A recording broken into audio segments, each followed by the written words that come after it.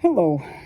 So this is my next knitting project. I'm knitting a sweater for my son who has incredibly long arms with his 6 feet height. And I have already finished one of the sleeves. So today I am continuing with the second one, and I'm using the first one as a reference point to kind of check what I was doing there and to make sure that they're perfectly symmetrical. And so this one is a sweater in the Irish tradition of Aran knitting with a lot of cables, as you can see, and they are of different shapes. Oh, and I just made a mistake here, so I'll go back and correct it quickly. This is what happens when you're doing it without actually checking what you're doing it. So here I crossed it the wrong way. So as you all see here, let me fix that quickly. I needed to cross it with this 3 stitches going over this 3, and I have done it the other way. So here I am going to do it correctly so that I have the same pattern everywhere. So I'm taking 3 stitches on this needle, knitting the 3 that are next to them, and then swapping. I don't know if you can see that well. Swapping the stitches, redoing this here, and then continuing to knit them out. All the knitting books will tell you that you need a separate needle and kind of put this to swap them on a different needle. I stopped doing that a long time ago. I figured out how to do it more efficiently with just the 2 working needles that you actually work with, and it's a lot faster and a lot more fun for me personally. And it's a lot easier too. So here, as I said, there are different cables based on only 4 stitches, like this one, for example, and with the longest stride. So here I'm crossing them at every 10th row, and here every 10th row as well, but there are 3 stitches that are crossed, so it's a 6 stitch cable here, and this one is being crossed at every 6 rows, and this one at every 6th row. So you can see how, that gives them little different density and different kind of pattern of pace, which I really like. I also like knitting cables because they can hug your body and expand to your curves, or maybe get a little tighter on certain parts of the body as well.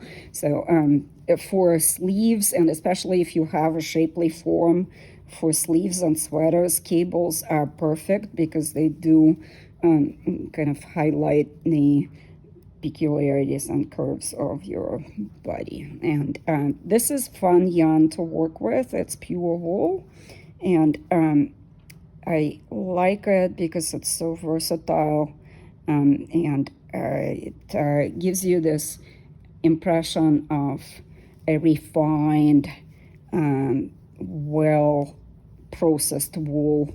Again, this is raw color, natural color. I could have probably dyed it into something else, but Ilya, my son, wanted a white or off beige, as he said, sweater, so this is what he's getting. And just working on the stitches here, it's fun, and from time to time I forget the pattern or lapse into something else. and then I have to go back and fix it. Here's another little tricky thingy, and this particular stitch here is crossed on its own loop.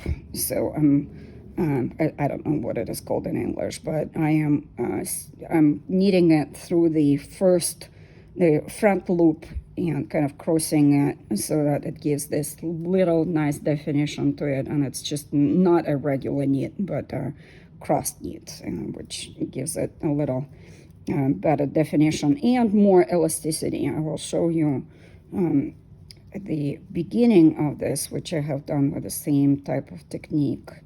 And right here, for example, where I began the sleeve, all of them are that same type, and you can see how elastic this is and how beautiful it is too. So it's a different type of kind of giving elasticity to the entire project. All right, and as you can see, this working needles are a little too short. Sometimes I can lose the stitches on the ends, so I'm now going to switch to circular needles right here. And on the back, on the reverse side, I just repeat the pattern. I don't do anything, just kind of repeat all the stitches the way they are, and that gives again a really good definition to the project, and just looks totally different on the reverse like this. And see all that elasticity that has been achieved through braids. You can expand this sleeve a lot wider because there's a lot of yarn there kind of hidden in the crossings. So while I was trying to come up with or trying to decide what to tell you about while I'm knitting, because this is a knitting storyteller project, I remembered one of my favorite stories that I like telling to people about my first teacher of English outside of the Soviet school.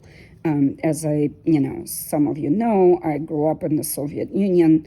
I was born in 1970, so I'm 50 this year.